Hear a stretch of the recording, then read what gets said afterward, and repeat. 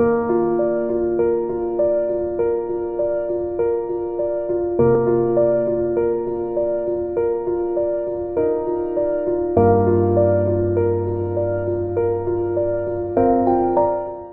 Lovella Tala, the Secretary of Paliparan 3 Development Center. Our project is Paliparan 3 Community Livelihood Day Sewing Factory.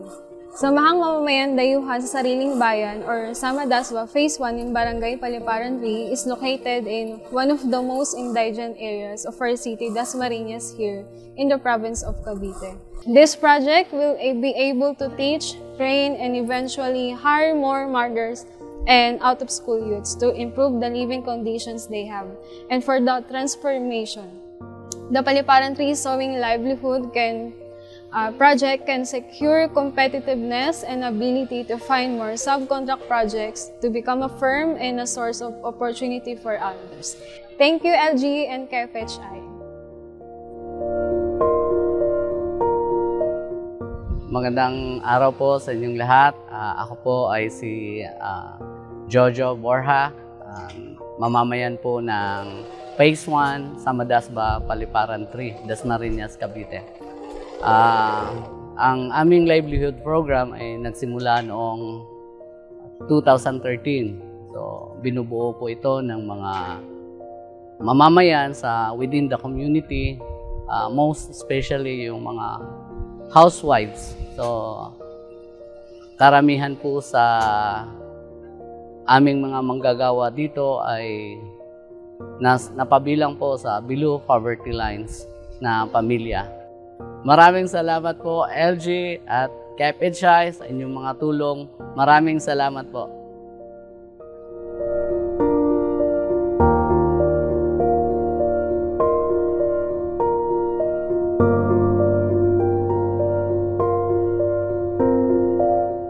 The Paliparan Center Sewing Livelihood was implemented to provide more sewing skills to our mothers and out-of-school youth. And as LG and KFHI helped us through this year, we provided more sewing machines. And as of now, nakikita nyo po na marami na po kaming bagong gawa po na products. At ito po ay lahat nakakatulong para po sa mga nanay na nandito po ngayon, maging din po sa ilang kabataan na nakakatulong po sa kanila at sa pamilya nila.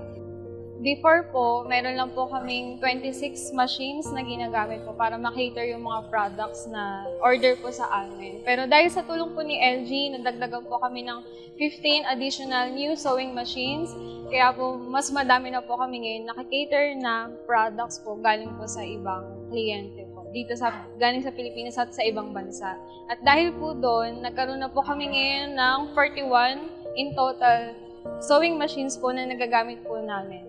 At dahil po doon, nakapagdagdag po kami ng mas madaming nanay at kabataan na nangangailangan po ng kanilang trabaho. At nakikita niyo po ngayon, marami pong nanay na nandito na ginagawa po yung kanilang mga trabaho. At kung dati po medyo madilim at mainit po ang aming livelihood, pero dahil sa tulong po ni LG at KFHI, ngayon po nirefine po namin ito at nadagdagan po ng mas madaming electric fan. Kaya po mas naging maaliwalas, mahangin at mas nakakapagtrabaho po ng maayos ang aming mga nanay at kabataan.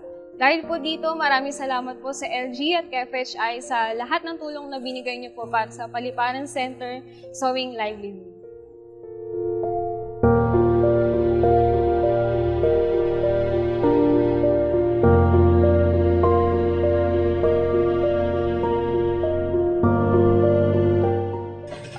Maraming salamat po sa LG at KFHI. Maraming salamat po sa mga bagong machines na binigay niyo po sa amin. Nagpapasalamat po ako sa bagong machine at sa mga